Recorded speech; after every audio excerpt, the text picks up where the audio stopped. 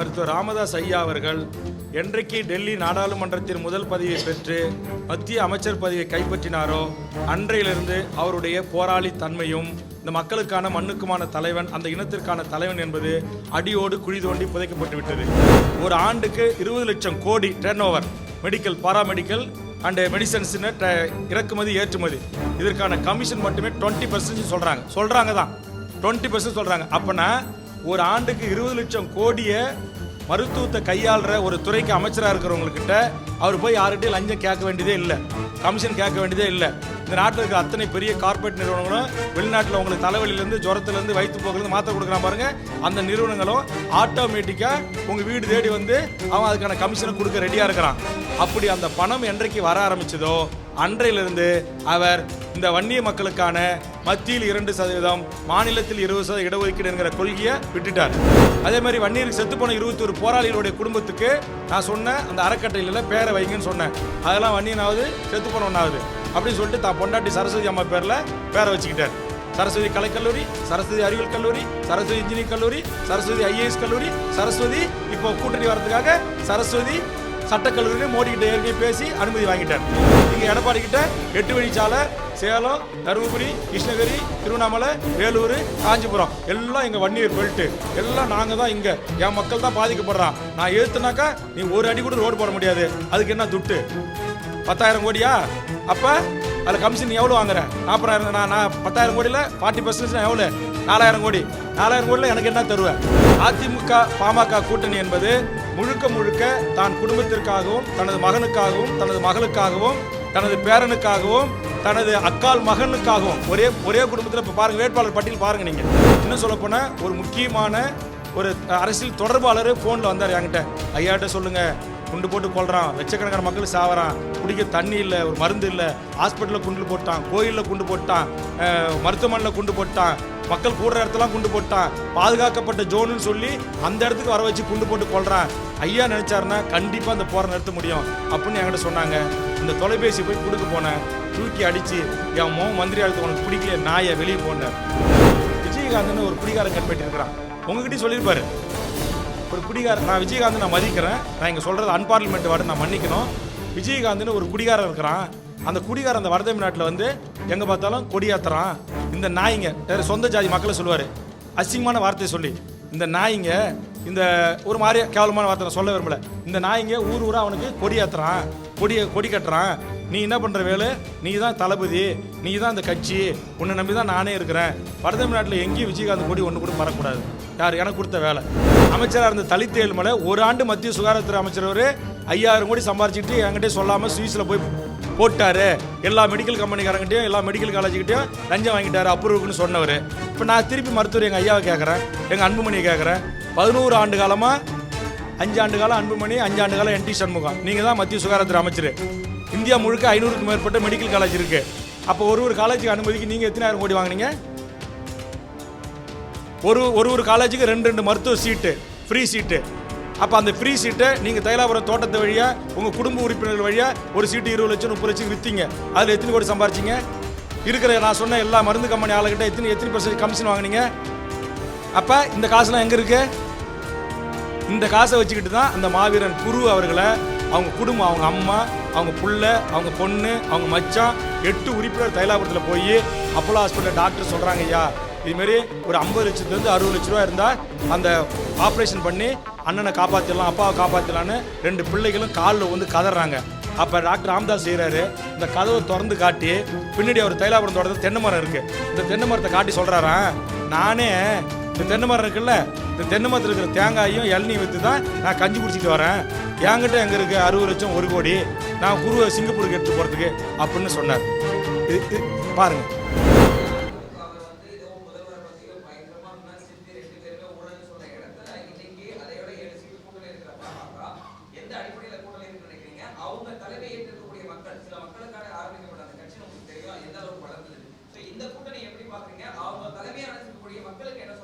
அதுதான் நான் சொல்ல வரேன். அந்த பாட்டாளி மக்கள் கட்சியை தலைமையை ஏற்றுக்கொண்டிருக்கிற பெரும்பான்மையான வன்னிய இளைஞர்களுக்கும் பொதுமக்களுக்கும் ஊடகத்தின் சார்பாக நான் கைகூப்பி கேட்கிறேன். மருத்துவர் ராமதாஸ் ஐயா அவர்கள் என்றைக்கு டெல்லி நாடாளுமன்றத்தின் முதல் பதவியை பெற்று மத்திய அமைச்சர் பதவியை கைப்பற்றினாரோ அன்றையிலிருந்து அவருடைய போராளி தன்மையும் இந்த மக்களுக்கான மண்ணுக்குமான தலைவன், அந்த இனத்திற்கான தலைவன் என்பது அடியோடு குழி தோண்டி புதைக்கப்பட்டு விட்டது. அன்றையிலிருந்து அங்கு, அதாவது என்ன சொல்லுவாங்க, அவருக்கு வாங்கின முதல் பதவியே சுகாதாரத்துறை அமைச்சர் பதவி. ஒரு ஆண்டுக்கு 20 லட்சம் கோடி turn over, medical, paramedical and மெடிசன்ஸுன்னு இறக்குமதி ஏற்றுமதி, இதற்கான கமிஷன் மட்டுமே 20% சொல்கிறாங்க தான் 20% சொல்கிறாங்க. அப்போனா ஒரு ஆண்டுக்கு 20 லட்சம் கோடியை மருத்துவத்தை கையாளுற ஒரு துறைக்கு அமைச்சராக இருக்கிறவங்கக்கிட்ட அவர் போய் யார்கிட்டையும் லஞ்சம் கேட்க வேண்டியதே இல்லை, கமிஷன் கேட்க வேண்டியதே இல்லை. இந்த நாட்டில் இருக்கிற அத்தனை பெரிய கார்ப்பரேட் நிறுவனங்களும் வெளிநாட்டில் உங்களுக்கு தலைவலியிலேருந்து, ஜுரத்துலேருந்து, வயிற்று போக்குலேருந்து மாத்திரை கொடுக்குறான் பாருங்கள், அந்த நிறுவனங்களும் ஆட்டோமேட்டிக்காக உங்கள் வீடு தேடி வந்து அவன் அதுக்கான கமிஷனை கொடுக்க ரெடியாக இருக்கிறான். அப்படி அந்த பணம் என்றைக்கு வர ஆரம்பித்ததோ அன்றையிலிருந்து அவர் இந்த வன்னிய மக்களுக்கான மத்தியில் 2%, மாநிலத்தில் 20% இடஒதுக்கீடு என்கிற கொள்கையை விட்டுட்டார். அதோடு மட்டுமல்ல, இடஒதுக்கீட்டில் செத்து போன போராளிகளுக்கு வெறும் 10 லட்ச ரூபாயில் ஒரு வீடு கட்டி கொடுங்கன்னு நான் சொன்னேன். என்கிட்ட எது காசுன்னு சொல்லி வீடு கட்டி கொடுக்கல. நான் சொல்லிடுறேன் சார், நான் வெறுவா சொன்னதானே உங்களுக்கு புரியும். செய்யலை. அதே மாதிரி வன்னியருக்கு செத்து போன 21 போராளிகளுடைய குடும்பத்துக்கு நான் சொன்னேன், அந்த அறக்கட்டையில் பேரை வைங்கன்னு சொன்னேன். அதெல்லாம் வன்னியனாவது செத்து போனவனாவது அப்படின்னு சொல்லிட்டு தான் பொண்டாட்டி சரஸ்வதி அம்மா பேரில் பேரை வச்சுக்கிட்டார். சரஸ்வதி கலைக்கல்லூரி, சரஸ்வதி அறிவியல் கல்லூரி, சரஸ்வதி இன்ஜினியரிங் கல்லூரி, சரஸ்வதி ஐஏஎஸ் கல்லூரி, சரஸ்வதி இப்போ கூட்டணி வர்றதுக்காக சரஸ்வதி சட்டக்கல்லூரின்னு மோடிக்கிட்ட ஏற்கனவே பேசி அனுமதி வாங்கிட்டார். இந்த மாதிரி பல அனுமதி. இப்போ 2 வழக்கு அங்கே மேலே இருக்குது, அன்புமணி மேலே. அந்த வழக்குலேருந்து வெளியில் வர்றதுக்கு ஒப்பந்தம் போட்டாச்சு. அங்கே அப்படி ஒப்பந்தம் போட்டாச்சு. இங்கே எடப்பாடி கிட்ட 8 வழிச்சாலை சேலம், தருமபுரி, கிருஷ்ணகிரி, திருவண்ணாமலை, வேலூர், காஞ்சிபுரம் எல்லாம் எங்கள் வன்னியர் பெல்ட்டு எல்லாம் நாங்கள் தான். இங்கே என் மக்கள் தான் பாதிக்கப்படுறான். நான் எழுத்துனாக்கா நீ ஒரு அடி கூட ரோடு போட முடியாது. அதுக்கு என்ன துட்டு? 10,000 கோடியா? அப்போ அதில் கமிஷன் எவ்வளோ வாங்குற? 40,000. நான் 10,000 கோடியில் 40% எவ்வளோ? 4,000 கோடி. 4,000 கோடியில் எனக்கு என்ன தருவேன்? இதான். ஆனால் இதே அன்புமணி தான் சேலம் 8 வழிச்சாலை விரிவாக்கத்தை எதிர்த்து நான் எங்கே உயர்நீதிமன்றத்தில் தடை வாங்கணும் அப்படின்னு சொன்னார். அதுலேயே பொய். ஒரு பத்திரிக்கை அந்த உண்மையை வெளியே கொண்டு வரல. அந்த வழக்கை போட்டது தமிழர் வாழ்வுரிமை கூட்டமைப்பில் இடம்பெற்றிருக்கிற பூவுலகின் நண்பர்களான திரு சுந்தரராஜன் அவர்கள், சாந்தி பூஷன் அவர்களுடைய மகன் மூலமாக டெல்லி உச்சநீதிமன்றத்தில் வழக்கை தொடுத்து அவருடைய ஜூனியர் அனுப்பி சென்னை உயர்நீதிமன்றத்தில் பூவுலகின் நண்பர்கள் தான் உண்மையிலேயே அந்த 8 வழிச்சாலைக்கு தடை வாங்கினாங்க. அதை இங்கே இருக்கிற என்ன சொல்லுவாங்க, இன்வெஸ்டிகேஷன் ஜேர்னலிஸ்ட், தலையங்கம் எழுதுகிற பத்திரிகைகள், அதில் உண்மை என்ன, இவர் ஒரு ஆளாக போய் சேர்ந்துக்கிட்டார். இவர் மட்டும் சேரல, நான் தமிழர் சேர்ந்தாங்க, எங்கள் கட்சி சேர்ந்தாங்க, பல சமூக அமைப்புகள் சேர்ந்தாங்க, பல சுற்றுச்சூழல் அமைப்புகள் சேர்ந்தாங்க, எண்ணற்ற பேர் சேர்ந்தாங்க. ஆனால் எல்லா பத்திரிகைகிட்ட என்ன சொன்னார் அவர்? நான் போட்டு தடை வாங்கினேனாரு. நான் ஏற்றுக்கிறேன், அவர் தான் போட்டு தடை வாங்கினார். அவர் தடை வாங்கினார்ல, இந்த 5 மாவட்ட மக்களுடைய விவசாயம், ஆறு, கேணி, குளம், தென்னை மரம், விவசாயம் எல்லாம் பாழா போகுதுன்னு வீதிக்கு வீதி பேசினார்ல அன்புமணி. அந்த மக்கள்கிட்ட போய் கட்டி பிடிச்சி இந்த அன்புமணி இருக்கிறான், 1 சென்ட் நிலத்தை கூட எந்த கம்பெனியும் வந்து கையகப்படுத்த முடியாதுன்னு சொன்னார்ல. இப்போ என்ன நடந்துச்சு? இப்போ ஏன் அதை குறித்து நீங்கள் வாய் திறக்க மறுக்கிறீங்க? ஏன்னா எடப்பாடி கிட்ட ஓப்பனாகவே டாக்ஸ், பேச்சு தான் பேச்சு.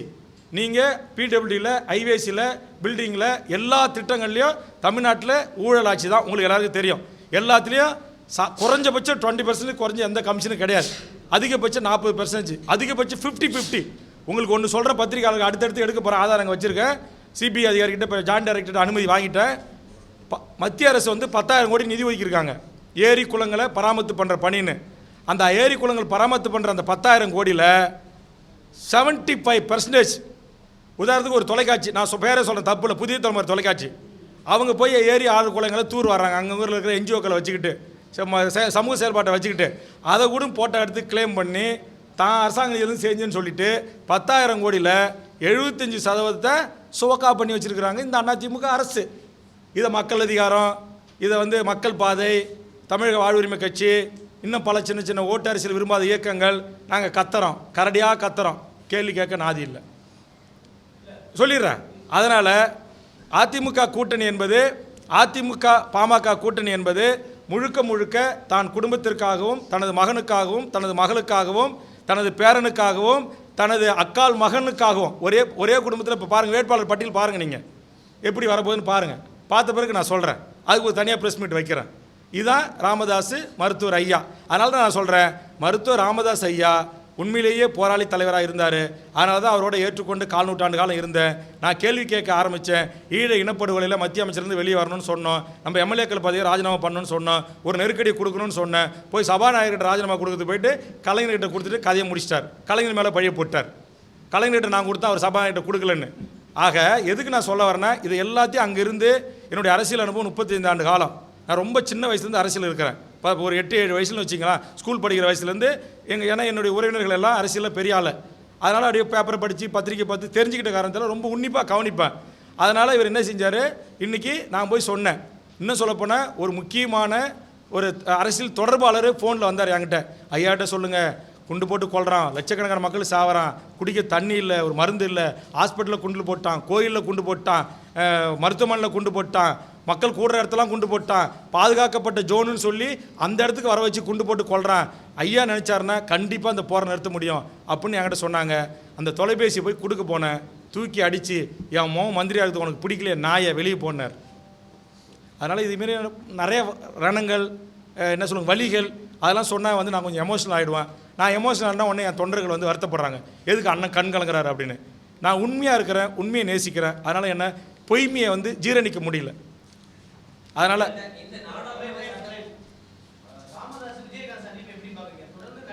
அதான் சொல்கிறேன். இதே ராமதாஸ் தான் என்னை கூப்பிட்டு பக்கத்தில் உட்கார வச்சு எனக்கு சோறு போட்டு சாப்பாடு கொடுத்து, ஏம்பா வேலு அல்சர் பேஷண்ட்டு, அவனுக்கு அல்சர் அந்த பீன்ஸ் எடுத்துகிட்டு வாப்பா, அவன் நிறைய காய்கறி சாப்பிடணும்ப்பா, அதெல்லாம் எடுத்து அந்த சோறு போடுப்பா அப்படின்னு சொல்லி வீட்டில் கூப்பிட்டு ஒரு பிள்ளை மாரி எனக்கு சோறு போட்டு என்னை வளர்த்தாரு. வளர்த்துட்டு கடைசியாக சொல்லுவார், இந்த விஜயகாந்த்னு ஒரு குடிகார கண்மேட்டி இருக்கிறான், உங்ககிட்டயும் சொல்லியிருப்பார். ஒரு குடிகார, நான் விஜயகாந்த் நான் மதிக்கிறேன், நான் இங்கே சொல்கிறது அன்பார்லிமெண்ட் வார்டு நான் மன்னிக்கணும். விஜயகாந்த்னு ஒரு குடிகாரன் இருக்கிறான். அந்த குடிகாரன் அந்த வட தமிழ்நாட்டில் எங்கே பார்த்தாலும் கொடியாத்துறான். இந்த நாய்ங்க, சொந்த ஜாதி மக்களை சொல்லுவார் அசிங்கமான வார்த்தையை சொல்லி, இந்த நாய்ங்க, இந்த ஒரு மாதிரி கேவலமான வார்த்தை நான் சொல்ல விரும்பலை, இந்த நாய்ங்க ஊர் ஊராக அவனுக்கு கொடியாத்துறான், கொடி கட்டுறான். நீ என்ன பண்ணுற வேலு, நீ தான் தளபதி, நீ தான் இந்த கட்சி, உன்னை நம்பி தான் நானே இருக்கிறேன். வட தமிழ்நாட்டில் எங்கேயும் விஜயகாந்த் கொடி ஒன்று கூட பறக்கூடாது. யார் எனக்கு கொடுத்த வேலை. நான் போய் அந்த கொடி அவுக்க சொல்லி அந்த கொடி கம்பத்தை அறுத்து நான் போய் விஜயகாந்த் தொண்டர் கூட சண்டை போட்டு நான் இன்றைக்கி விஜயகாந்துக்கு எதிரி. என்கிட்ட பேச சொல்லுவார், விஜயகாந்த் பொண்டாட்டி எப்படி பேசணும், விஜயகாந்த் எப்படி பேசணும், விஜயகாந்த் மச்சான் சுதீஷ் எப்படி பேசணும்னு. சுதீஷ் எனக்கு அவ்வளோ நண்பர். இன்னும் சொல்ல போனால் விஜயகாந்த் எனக்கு அவ்வளோ ஒரு நண்பர். நான் அவர் எம்எல்ஏ ஜெயிச்சு வந்தோடனே நேராக ஒரு ஈகோலாம் பார்க்காம நான் உட்காந்துருக்கிற சீட்டுக்கு எனக்கு வணக்கம் சொல்லி இந்த சட்டமன்ற ப்ரொசீஜர்லாம் என்ன, எப்படி சிறப்பு கவனிப்பு தீர்மானம், எப்படி கேள்வி கேட்கணும் வேல்முருகன் அப்படின்னு என்கிட்ட உட்காந்து கலந்துரையாடினார். ஒரு நல்ல சூதுவாது இல்லாத ஒரு என்ன சொல்லுவாங்க, ஒரு ஓப்பன் மனிதர். அவர் ஒரு நல்ல மனிதர். இன்றைக்கி உடல்நிலை பாதிக்கப்பட்டிருக்காரு. நான் உங்கள் சார்பாக சொல்கிறேன், அவர் யாரோட கூட்டணி வைக்கட்டும், அவர் வெற்றி பெறட்டும், அரசு அதிகாரத்துக்கு வரட்டும், அவர் பூரண குணநலம் பெற்று ஒரு நல்ல மனம் படித்த மனிதர். திருமதி பிரேமலதாவை குறித்து எனக்கு மாற்று கருத்து இருக்குது, புரியுதுங்களா. ஆனால் திரு விஜயகாந்தை பொறுத்து சட்டமன்றத்தில் 5 ஆண்டு காலம் நான் அவருடைய பழகும் போது ஒரு அற்புதமான அருமையான மனிதன். தான் சொந்த காசிலிருந்து ஏழை மக்களுக்கு உதவி பண்ணியிருக்காரு, அது எனக்கு தெரியும். ஆனால் நான் கடவுளா, நான் தெய்வமா, நான் வணங்கின எங்கள் மருத்துவர் ஐயா ஒவ்வொரு மாநாட்டிலையும், ஒவ்வொரு பேரணிக்கும், ஒவ்வொரு கூட்டத்துக்கும் இந்த வன்னியர்களுடைய சொன்னார், கலைஞர் வன்னியருடைய கோவணத்தை அவுத்துக்கிட்டு விட்டுருவாருனாரு. ஆனால் வன்னியர்கள் கோவணத்தை மட்டும்தான் அவுத்துக்கிட்டு விட்டார். ஆனால் வன்னியர்களுடைய ரத்தத்தையும் உரிந்து இன்றைக்கு வியாபாரம் செய்து கொண்டிருக்கிறார் மருத்துவர் ராமதாஸ். அன்பு அதான் நான் சொல்கிறேன்னே, காடுவெட்டி மாவீரன் காடுவெட்டியாருடைய குடும்பம் மட்டுமல்ல, தமிழ்நாட்டில் இருக்கிற மாவீரன் வீரப்பனுடைய மனைவி முத்துலட்சுமி, கிட்டத்தட்ட ஒரு 20க்கும் மேற்பட்ட வன்னியர் சங்கத்தினுடைய தலைவர்கள் அனைவருமே நான் மருத்துவமனையில் இருக்கும்போது என்னை பார்த்தாங்க, வீட்டில் என்னை பார்த்தாங்க. ராமதாஸ் இந்த ஜாதியை கூறு போட்டு விற்றுட்டாரு, இந்த ஜாதியை கொண்டு போய் எடப்பாடிக்கிட்ட ரேட்டு பேசி விற்றுட்டாரு. காணாததுக்கு நீங்கள் பாருங்கள், போன தேர்தல் எம்பி தேர்தலில் ஒரு கூட்டணி கட்சி தலைவர் விஜயகாந்த் அந்த குடிகாரம் வர்ற மேடையில் நான் தோன்ற மாட்டேன் அப்படின்னு சொல்லி அவமானப்படுத்தி அசிங்கப்படுத்தி எந்த மேடையிலும் ஒன்றா போய் ஓட்டு கேட்காத ராமதாஸ் இன்றைக்கி வீடு தேடி போய் சால்வு எடுத்துகிட்டு போய் அங்கே நின்று பல்லு இழிக்கிறாருன்னா என்ன காரணம்? வேல்முருகனுக்கும் பின்னால் ஒட்டுமொத்த வன்னியர்களும் ஒட்டுமொத்த தமிழ் சமூகத்தின் லஞ்சம், லாவண்யம், ஊழலை ஒழித்து ஒரு மாற்று அரசியலை கொண்டு வர வேண்டும் என்று நினைக்கக்கூடிய அப்பழுக்கற்ற தம்பிமார்களும் அண்ணன்களும் தங்கைகளும் என் கூட கைகோத்திருக்கிறாங்க. இது அவர் சர்வேலாம் பண்ணுவார், தனி ஆளை வச்சு. இந்த எஸ்ஐஸ்னு ஒரு அமைப்பு வச்சுருக்காரு. வன்னியர் சமூகத்தில் இருக்கிற ஐஏஎஸ், ஐபிஎஸ், நீதிபதிகள், அவங்க கல்வி அதிகாரிகள், இவங்களை விட்டு ஒரு சர்வே எடுப்பார். அந்த சர்வேவில் இன்றைக்கி என்ன அவருக்கு ரிசல்ட்டுனா, ஐயா இனி தமிழ்நாட்டில் பல கிராமங்களுக்கு நீங்கள் வாக்கு சென்று கேட்டுவிட்டு மக்களுடைய காரி துப்புள் இல்லாமல் வெளியே வர முடியாது அப்படின்னு ஒரு ரிப்போர்ட் அவர் கையிலுக்கு போயிருக்கு. அதனால இல்லை சொல்லிடுறேன் அதனால தான் தொடர் அதனால தான் போன தேர்தலில் மோடி பிரதமர் கேண்டிடேட்டு கூட மேடையில் விஜயகாந்த் இருந்தால் ஏற மாட்டேன்னு சொன்ன ராமதாஸ் சால்வை எடுத்துக்கிட்டு ஓடோடி போய் விஜயகாந்த் வீட்டில் நிற்கிறாருன்னா வேல்முருகனுடைய வலிமையும் வேல்முருகனுக்கு பின்னால் நீங்கள் சொன்ன அந்த சொந்த சாதி மக்களும் தமிழ்ச்சாதி மக்களும் எப்படி அணிவகுத்து நிற்கிறாங்க என்பது அவருடைய நடவடிக்கைகளே காரணம். ஒன்று. ரெண்டாவது, குரு அம்மாவை அடித்து கையை உடைச்சி மீன் சுருட்டியில் 3 வழக்கை போட்டு குரு பையனை கடத்தி கொலை மிரட்டல் விடுத்த அந்த கும்பல் இன்னைக்கு ராமதாஸ் இன்னைக்கு ட்வீட் போட்டார், உங்களுக்கு எல்லாருக்கும் தெரியும். அதையும் எல்லா பத்திரிக்கையும் போடல. என்ன ட்வீட் போட்டார்? கனல் திருந்தி வந்தால் நான் ஏற்றுக்கொள்ள தயார், அவர்களுக்கு வீடு கட்டி தயார், அவர்களுடைய கடனை அடைக்க தயார் சொன்னாரா இல்லையா? ஏன் சொல்கிறாரு? 6 மாதமாக குரு குடும்பத்துக்கு அவ்வளோ இன்னல்களையும் துன்பத்தையும் கொடுத்துட்டு இப்போ ஏன் சொல்கிறாருன்னா வேல்முருகன் ஒட்டுமொத்த தமிழ்நாட்டின் ஒரு மாற்று அரசியலுக்கான முகமாக மாறி வருகிறான். ஒட்டுமொத்த 2 கோடி வன்னிய மக்களின் அன்புக்குரியவனாக மாறி வருகிறான். இணையதளத்தில் என் சொந்த சாதி என்று சொல்லக்கூடிய வன்னிய உறவுகள் என்னை கேவலமாக என்னை பற்றி, என் மனைவியை பற்றி, என் தாயை பற்றி, என் குடும்பத்தை பற்றி விமர்சனமாக எழுதிய கைகள் எல்லாம் இன்றைக்கு வேல்முருகனுக்காக எழுத தொடங்கியிருக்கிறார்கள். ஆதலால் தான் வேறு வழி இல்லாமல் என்னை அழிக்கணும் காவல்துறை துணையோடு, குரு குடும்பத்தை அழிக்கணும் காவல்துறை துணையோடு, என்னை இந்த தேர்தலில் நான் எங்கேயும் சென்று பிரச்சாரம் செய்துவிடக்கூடாது, ஓட்டு கேட்டுவிடக்கூடாது, தேர்தலில் போட்டியிடக்கூடாது என்பதற்காகத்தான் 2018 நான் நடத்தின பேரணிக்கு, காவேரி பிரச்சனைக்கு நேற்று வழக்கு தீர்ப்பு நீங்கள் வழங்குங்க. 2 வழக்கு என் மேலே. 2வது, இன்னைக்கு ஒரு இணையதளத்தில் நான் படித்த வேல்முருகன் விரைவில் குண்டாசில் உள்ளே போகிறார். ஏன்? நான் வெளியில இருந்து கேம்பிங் பண்ணனா 7 இடங்களிலும் பாமக தோல்வி உறுவது உறுதி.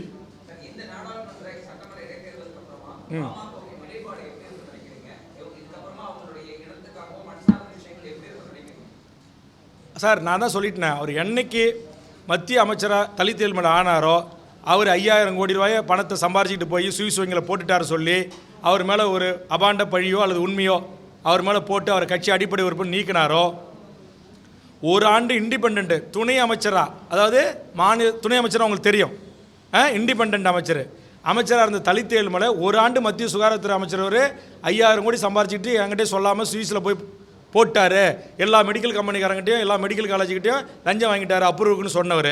இப்போ நான் திருப்பி மருத்துவர் எங்கள் ஐயாவை கேட்குறேன், எங்கள் அன்புமணியை கேட்குறேன். 11 ஆண்டு காலமாக 5 ஆண்டு காலம் அன்புமணி, 5 ஆண்டு காலம் NT சண்முகம், நீங்கள் தான் மத்திய சுகாதாரத்துறை அமைச்சர். இந்தியா முழுக்க 500க்கும் மேற்பட்ட மெடிக்கல் காலேஜ் இருக்குது. அப்போ ஒரு காலேஜுக்கு அனுமதிக்கு நீங்கள் எத்தனாயிரம் கோடி வாங்கினீங்க? ஒரு காலேஜுக்கு 2 மருத்துவ சீட்டு, ஃப்ரீ சீட்டு. அப்போ அந்த ஃப்ரீ சீட்டை நீங்கள் தைலாபுரம் தோட்டத்து வழியாக உங்கள் குடும்ப உறுப்பினர்கள் வழியாக ஒரு சீட்டு 20 லட்சம் 30 லட்சம் விற்றீங்க. அதில் எத்தனை கோடி சம்பாரிச்சிங்க? இருக்கிற நான் சொன்ன எல்லா மருந்து கம்பெனி ஆளுகிட்ட எத்தனை % கமிஷன் வாங்கினீங்க? அப்போ இந்த காசுலாம் எங்கே இருக்குது? இந்த காசை வச்சுக்கிட்டு தான் அந்த மாவீரன் குரு அவர்களை, அவங்க குடும்பம், அவங்க அம்மா, அவங்க புள்ள, அவங்க பொண்ணு, அவங்க மச்சான் 8 உறுப்பினர் தைலாபுரத்தில் போய் அப்போலோ ஹாஸ்பிட்டலில் டாக்டர் சொல்கிறாங்க, ஐயா இதுமாரி ஒரு 50 லட்சத்துலேருந்து 60 லட்ச ரூபா இருந்தால் அந்த ஆப்ரேஷன் பண்ணி அண்ணனை காப்பாற்றிடலாம், அப்பாவை காப்பாற்றலான்னு 2 பிள்ளைகளும் காலில் வந்து கதறாங்க. அப்போ டாக்டர் ராமதாஸ் செய்கிறாரு, இந்த கதவை திறந்து காட்டி பின்னாடி அவர் தைலாபுரம் தோட்டத்தில் தென்னை மரம் இருக்குது, இந்த தென்னை மரத்தை காட்டி சொல்கிறாராம், நானே இந்த தென்னை மரம் இருக்குல்ல, இந்த தென்னை மரத்தில் இருக்கிற தேங்காயும் இளநியும் விற்று தான் நான் கஞ்சி குடிச்சிட்டு வரேன், என்கிட்ட எங்கே இருக்குது 60 லட்சம் 1 கோடி, நான் குருவை சிங்கப்பூருக்கு எடுத்துகிட்டு போகிறதுக்கு அப்படின்னு சொன்னார். இது பாருங்கள்.